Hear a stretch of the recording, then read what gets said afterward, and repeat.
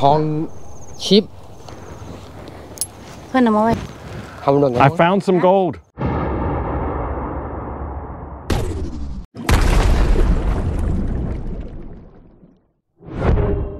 Hey folks, and welcome back to our island adventure here. If you've been following the series, you'll know that the last episode I told you we're going on top of a mountain. We've hired a guide. There he is up there.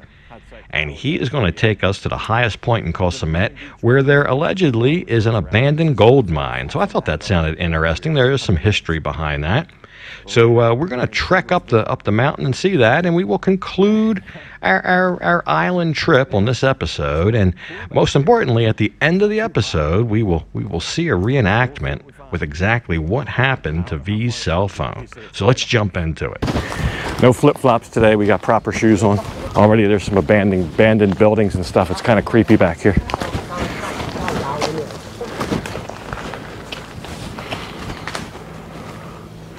Pretty creepy. นำทางได้ อ๋อ ป้ายเพิ่งมีครับ โกหกเหรอ ป้ายเพิ่งมี โอ้เก่ง He says somebody put that sign there. They turned it. โกหก Yeah. It's pointing that way, but we got to go this way. ยังไม่มีอย่างนี้เลยตรงเครื่องไม่มีทางรถตรงนี้อีก Maybe they don't want people up here. มือเล่นๆทางนั้น Or maybe they just want them to get lost. ทางที่ลงนี่ทางผมไปยาวๆอย่างนั้นเยอะ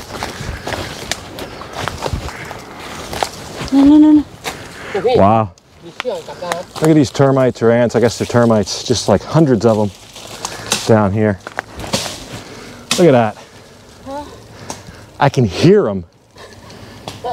อะไรมดนี่ยัง Wow. เกี่ยวกับน้ำมันกัดนะ It's a whole colony of them. เอาแล้วเพื่อนพี่ Gotta watch every step. ไม่มาบอกไม่เลยสวน You don't know what you're stepping on. ไม่ใช่ขายเลย So I'm sorry if the camera's a little shaky. บอกแล้วมันไกลหรอก But I gotta watch more of ป้ากูรู้นี่ยัง Okay. บิ๊กเมาส์เพ่น He says slowly. Doesn't have to tell me twice.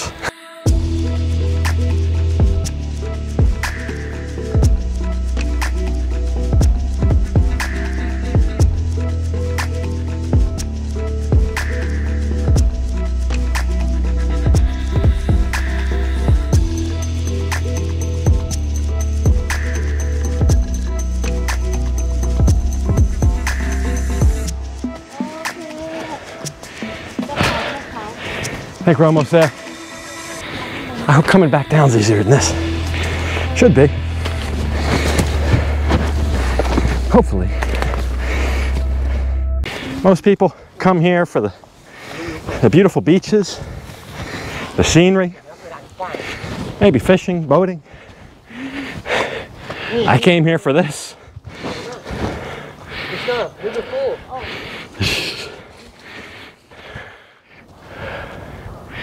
So there you go. Those coves you see up there, that's where our resort is. You can see the whole island from here. It tapers to go down to the tip. It's shaped like a triangle. Oh, I need one of these. Wow. Yeah, basically the top of a mountain. That's a land block.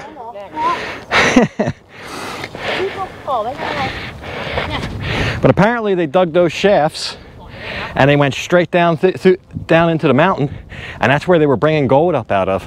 The Thais love gold. Just about everybody loves gold. Who doesn't love gold? But it's gold. Gold has been a big part of their culture. In fact, I'll tell you, because I've seen many cultural shifts.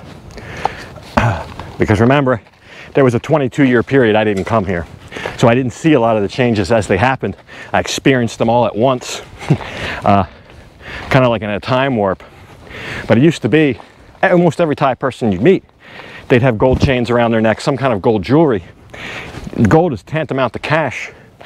They can negotiate it in a matter of minutes and walk away with cash from a gold store. So maybe it was the lack of trust for banks, or maybe they just wanted to hold on close to their most valued resource, which essentially was money. And they wore it around their neck or on their wrist or wherever. But now, Once in a while you see somebody still rocking a little bit of gold, but nothing like it was 30 years ago here. It's been a cultural thing. I guess the money's in the banks. Although, what you do see, instead of $1,000 worth of gold around somebody's neck, you see a $1,000 cell phone in their pocket, like one of the new iPhones or something. You can easily spend $1,000 on a cell phone here. So I feel, for that reason, I feel there's been a little bit of a cultural shift. Many of those I can talk about more later, but that's definitely one of them that was rather profound, deep inside the culture. But anyway, there's the gold mine. So yeah, apparently this was 300 years ago when they made this gold mine up here. You see the Buddha still there. It was Rama V 300 years ago. So it's got some history on it. But still not that old compared to all the other historic things around here. But you know, 300 years ago, that's what they were doing. Picks and shovels and that kind of stuff to try to dig gold out of there. So obviously they missed a lot. But it doesn't look like they ever came up and revisited it in modern times. So I think some of the locals still think it's full of gold down there. With modern day sensors and all that stuff. I don't know how it works, but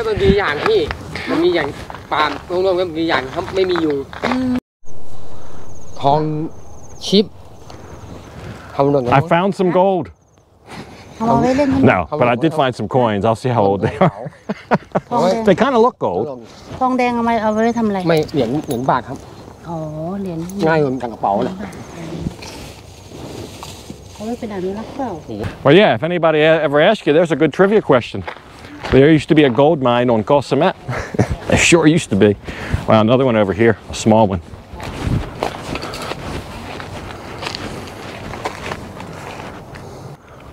Can you hear that? Can you hear that? I can hear it. Probably won't come through the mic. It's the music from the Rasta bar. It's reggae music from the Rasta bar that's calling me. I've got to get going. Okay, ขอบคุณนะครับ ให้ลงพี่ให้ลง เหนื่อยร้อน I made it most of the way down. Back to where we started. Yeah, it was a rough climb down too. And then what I noticed, when you start getting tired, then maybe your feet and hands don't move so fast. And that's where you take a misstep and take a spill. So I think it pays to stop and rest once in a while.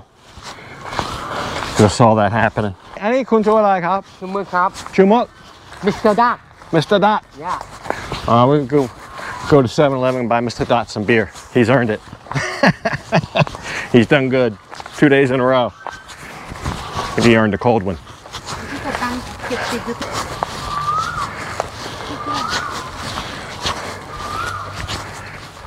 It's too early. 7-Eleven's not selling beer. So we stopped at a little store.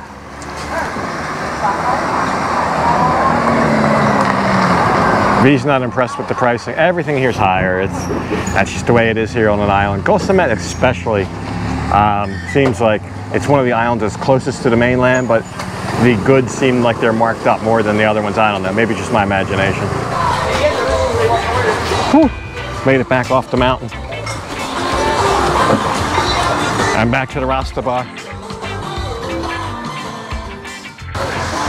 So tomorrow morning, early, we'll go back and get the ferry. Probably 6 o'clock in the morning. We stayed an extra day. I'm already a little bit behind, but I think it was worth it. We enjoyed the trip. And 3 days was better than 2. Only takes about an hour and a half to get here, so we can essentially come anytime we want. It's not a big investment in time to get here. Not like Koh Chang. It's like the whole day to get there, it seems like.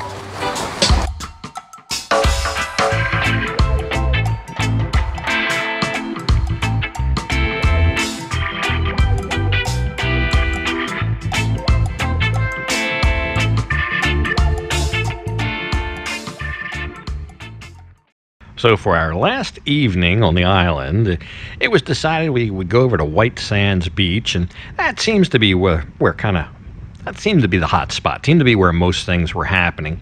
And we went to this place, the Ploy Tale, I guess, restaurant, for lack of a better word. But it's a show that they're going to have here as well. But they had great food, lots of different kind of food, and look at all that stuff.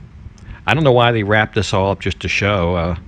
I don't think they were selling these. That's just to show you. You know, V had her usual here, but we'll get all saddled up and get ready for a show. So what kind of island trip wouldn't be complete without a fire show? And they got a good one here. We're on White Sands. I think it's called White Sands Resort or Ploy Tale. They're getting ready to start. I'll get a front row seat. We'll check it out. Can't come to the island and not see a fire show. What's wrong with you?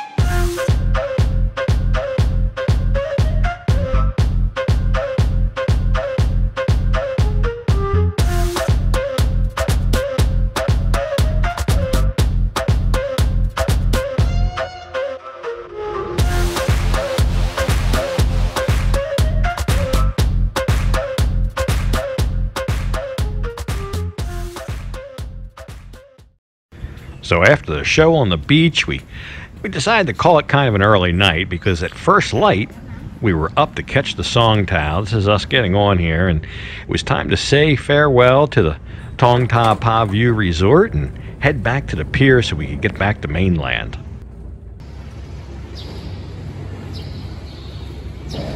We wanted to make an early morning getaway here. Now we're trying to find a boat. Maybe not the best idea, but I just want to get back early. I got a lot to do today. So we'll see what we can find. But nobody down here at the pier. We're the only ones. I guess stuff normally doesn't start running until like 8 o'clock, 9 o'clock. Although when we came here, I saw a whole bunch of people getting off, loading into a Song Tao like they had just gotten off a boat. So I don't know. We'll find something. So we were able to find a speedboat, 1,000 baht for that, a little bit more than it should have been, but that time of morning, not many options. So then, when we got home, the real drama began, because V's cell phone was not where she thought she had left it.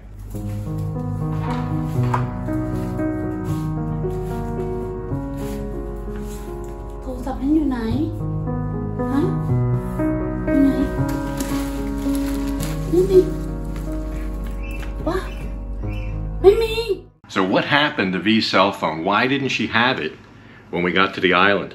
She keeps it, the phones, she has 2 phones, wires, the whole 9 yards, charging, battery backup, all that in a cloth bag. And she thought she left that on this table here. First thing when we got home, as you just saw from that little reenactment, it was not on the table. She looked around in a panic and it was nowhere to be found.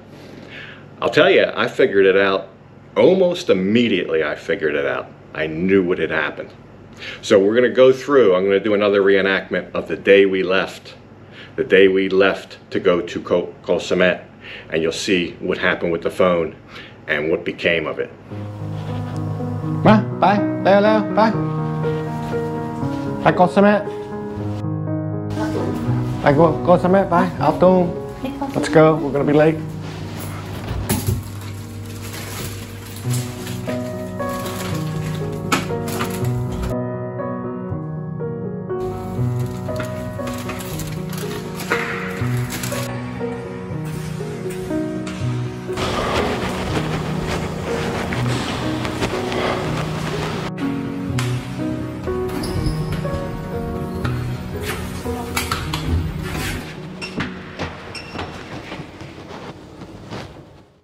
So as you just saw, she did take her telephone, the whole bag, the cloth bag, but she grabbed the garbage on the way and had that in the same hand.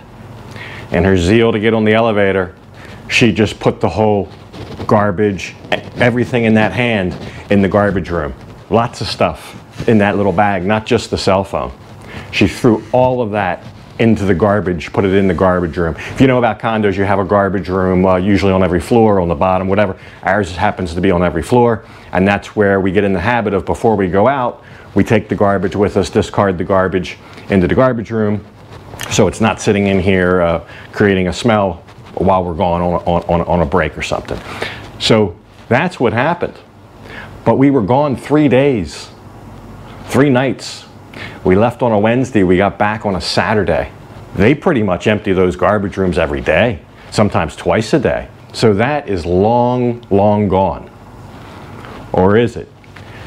This is what happened after I told her what I thought had happened, my hypothesis. I kind of figured this out right away. And this is what happened.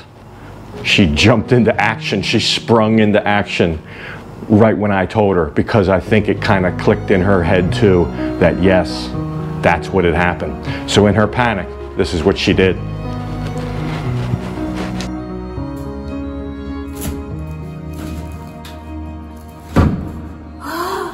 So of course, when she got to the garbage room, it was not to be found. It was long gone. Now fortunately, V being V, she's the kind of person that says hi to everybody. She likes to talk to people. She's a people person. And she's gotten to know some of the cleaners, the staff here, the people that take care of the garbage, that sweep the floors. They do a great job here. It's a whole team of them. And there's one in particular that she's actually become pretty good friends with. So once it wasn't in the garbage room, she went in search of somebody that she could find and maybe, just maybe say, did you happen to see a cell phone in the garbage? So as luck would have it, the cleaner, the staff member, was actually in the garbage room clearing out the garbage. She did not see a cell phone. She did not see a cloth bag. She was in there probably just trying to get her job done. But although she didn't see it, she heard it.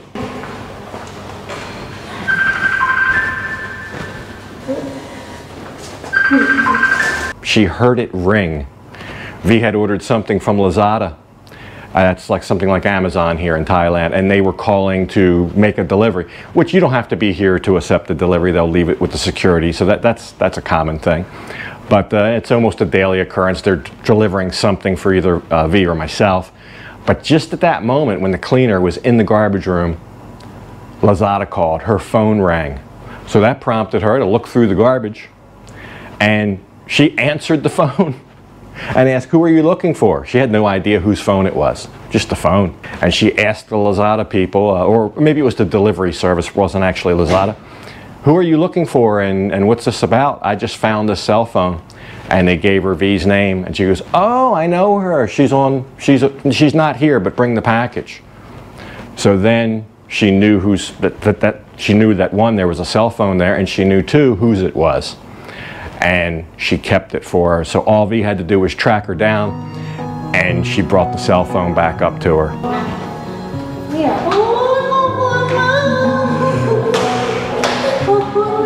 after a happy ending, it pays to know people, and V got her phone back. So I think only right that she got a reward for helping.